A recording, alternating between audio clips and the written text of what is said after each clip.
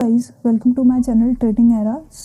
आज हम बात करेंगे कि किस तरीके से ऑप्शन ट्रेडिंग आपकी मेंटल हेल्थ, आपकी फिजिकल हेल्थ, आपकी इमोशनल हेल्थ और आपके फाइनेंसेस सबको डैमेज कर रहा है।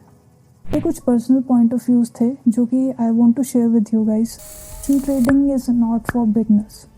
आप सही सुन रहे हैं, ऑप्शन ट्रेडिंग बिगनर्स के लिए बिल्कुल भी नहीं है। जो भी लोग इंस्टाग्राम पे रील्स देखते हैं कि इसने इतना प्रॉफिट कर लिया ऑप्शन ट्रेडिंग में, तो लाइक हाईएस्ट रिटर्न्स हैं, बिल्कुल हैं, बट ऑप्शन ट्रेडिंग बिगनर्स के लिए बिल्कुल भी आई वुड नॉट रिकमेंडेड। ठीक है, मैंने भी ये गलतियाँ करी हैं, सो आई वुड जस्ट से कि ऑप्शन ट्रेडिंग जो भी बिगनर्स हैं या जिन्हें टेक्निकल्स इतना ज़्यादा नहीं पता या उन्हें नहीं पता अपना एसएल कहाँ लगाना है या एंट्री किस तरीके से लेनी है, उनको ऑप्शन ट्रेडिंग बिल्कुल भी नहीं करनी चाहिए।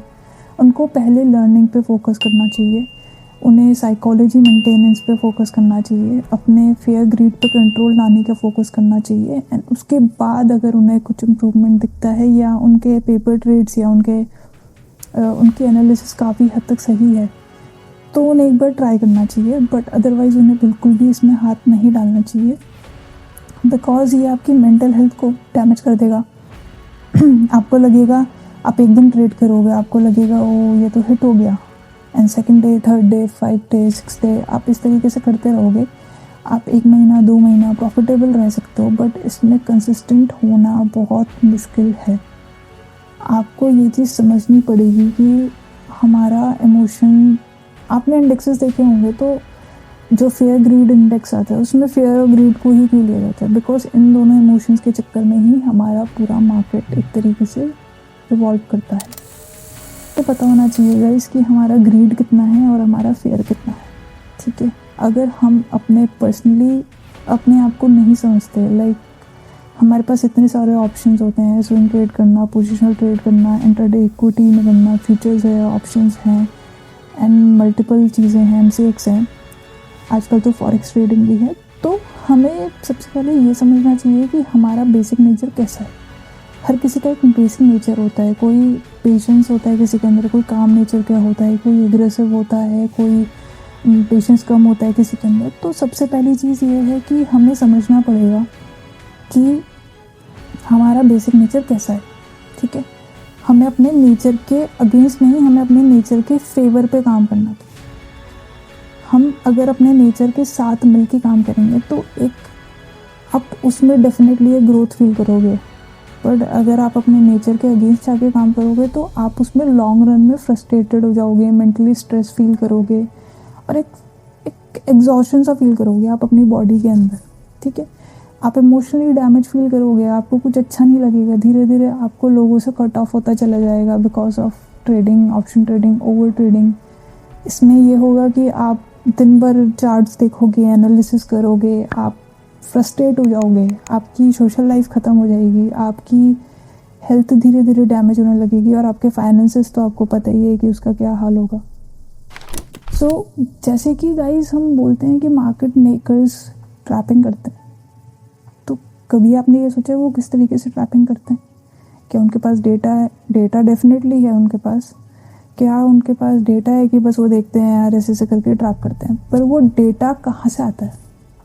वो डेटा किसका होता है? वो डेटा हम लोगों का होता है। वो डेटा कैसे बिल्डअप होता है? हम लोगों की साइकोलॉजी से ही बिल्डअप होता है कि लोग कहाँ एंटर कर सकते हैं, कहाँ ट्रैप कर सकते हैं, ये सब उनको अच्छे से पता होता है बिकॉज वो मार्केट को बना रहे हैं।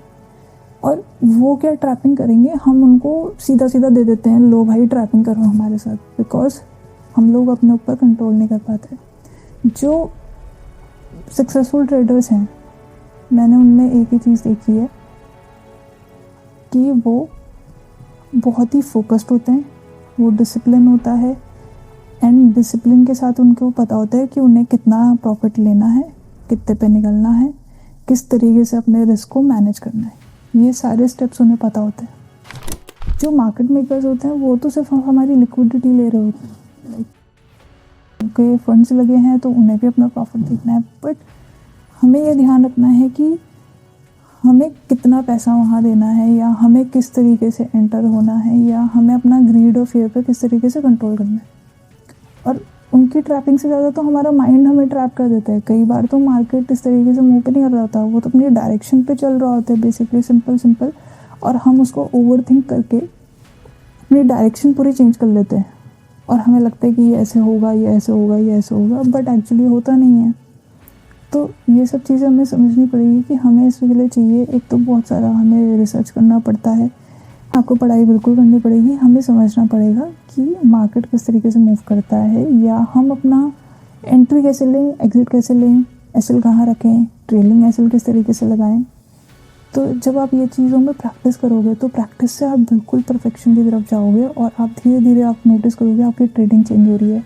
ट्रेडिंग के साथ साथ आपका माइंडसेट चेंज हो जाएगा, आपके पास ज़्यादा टाइम होगा चीज़ें करने के लिए। अभी आप 24 घंटे चार्ज पे देखोगे कोई फ़र्क नहीं पड़ेगा, बट आपको पता है आपकी एंट्री कहाँ है, एग्जिट कहाँ है। आप उसके बाद आपको पता है कि मार्केट कहीं भी जाए, या आपको पता है इसके अलावा मार्केट कितना मैनिपुलेशन कर सकता है। तो आपको अपना रिस्क रिवॉर्ड मेंटेन करना पड़ेगा।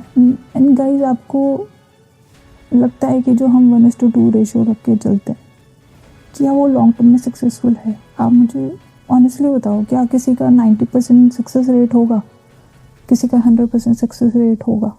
1:2 आपका माना, आपके 4 हिट गए, पर 4 आपके फेल भी तो हो सकते हैं 1:2 में। तो आपको अपना रिस्क रिवॉर्ड इस तरीके से मेंटेन करना पड़ेगा कि आपका रिस्क बहुत कम हो और रिवॉर्ड आपको बहुत ज़्यादा मिले। तो उससे क्या होगा कि आपका जो बीच का ये गैप है ये फिल आउट हो जाएगा। मैंने बहुत स्टार्टिंग में जब मैंने स्टार्ट किया था तो मैंने काफ़ी ट्रेडर्स को देखा 1:2 1:3 लेके आप निकल जाइए, ये हो जाइए, वो हो जाइए। एंड देन आई रियलाइज़ कि यार ये लॉन्ग टर्म में बिल्कुल भी सक्सेसफुल नहीं है, बिकॉज ये जब मैंने किया 6 मंथ 7 मंथ्स हम डेली यही सोचते थे, यार अभी तो ये हिट हो रहा है, अभी ये हिट नहीं हो रहा है, अभी क्या गलती हो रही है, अब क्या है ये वो so. And then I figure out कि यार ये चीज़ एक्चुअली इस तरीके से वर्क नहीं करती, इसके आगे और भी कुछ डेप्थ होगी डेफिनेटली, ठीक है। तो वो डेप्थ धीरे धीरे धीरे धीरे, अभी भी देखिए हम सबका एक लर्निंग प्रोसेस है, ठीक है। और मुझे नहीं लगता कोई भी फुल टाइम ट्रेडर अगर बन भी जाता है तो उसको अपनी लर्निंग कभी भी रोकनी चाहिए, ठीक है। लर्निंग हमेशा चलती रहनी चाहिए, बिकॉज मार्केट कभी भी अपना सेंटिमेंट्स, कभी भी अपनी मूवमेंट बदल सकता है। तो हमें जितना हम सीखेंगे हम उतना बेहतर बनते चले जाएंगे। तो आपको अपने रिस्क रिवॉर्ड पर बहुत ज़्यादा काम करना चाहिए कि कैसे आपको 1:2 से 1:18, इवन 1:10 या 1:20 ये भी पॉसिबल है गाइस। तो आपको पता होना चाहिए कि ये किस तरीके से मेंटेन हो सकता है। एंड जब आप इन सब चीज़ों को ट्राई करते करते, प्रैक्टिस करते करते, लाइक आपने 6 मंथ्स फुली प्रैक्टिस कर ली है, आपके ट्रेड्स हिट हो रहे हैं, आप डेमो अकाउंट्स ट्राई कर सकते हो। डेमो अकाउंट सबसे बेस्ट चीज़ है आई थिंक। उसमें आपको बहुत आइडिया होता है कि आपकी साइकोलॉजी मेंटेन हो सकती है अगर आप करना चाहो तो। एंड कुछ लोग बोलते हैं कि यार रियल मनी नहीं लगा रहता है तो उसमें नहीं हो पाता, इमोशन से इन तरीके से वर्क नहीं करते हैं। बिल्कुल, तो आप, आई वुड रिकमेंड कि आप सबसे पहले स्विंग ट्रेड्स करो। स्विंग ट्रेड्स में ये है कि आपका पैसा फिर भी सेफ़ रहेगा। पोजिशनल ट्रेडिंग करो, इन्वेस्टमेंट्स करो, इन्वेस्टमेंट्स में ये है आपका पैसा सेफ़ रहेगा, कहीं जाएगा नहीं है एटलीस्ट। एंड उसके बाद आई वुड रिकमेंड कि आप अगर इंट्राडे करना चाहते हो तो आप ऑप्शंस तो मत करिए, पर आप इक्विटी ट्रेडिंग कर सकते हैं। इक्विटी ट्रेडिंग में क्योंकि कंट्रोल आपके हाथ में होता है एक तरीके से, आप कम लॉट से करिए, कम क्वांटिटी से करिए। आपको सीधा 1000-2000 क्वांटिटीज़ लेने की ज़रूरत नहीं है। आपको सिर्फ इनिशियली स्टार्ट करना है, 2 क्वांटिटी लगा लो, 5 क्वांटिटी ले लो, अपना रिस्क रिवॉर्ड मेंटेन करो। 50-60 से ज़्यादा आपको लॉस देने की ज़रूरत ही नहीं है। तो उस तरीके से भी आपकी एक साइकोलॉजी मेंटेन हो सकती है। एंड देन धीरे धीरे धीरे धीरे आपको क्वांटिटी बढ़ाने पे फोकस करना चाहिए। एंड ट्रस्ट मी गाइस, अगर आप रिस्क रिवॉर्ड अच्छा मेंटेन करते हो तो आपको क्वांटिटी बढ़ाने की भी ज़रूरत नहीं पड़ेगी। आप कम क्वांटिटी में कम पैसे दे के भी बहुत अच्छा रिटर्न अचीव कर सकते हो।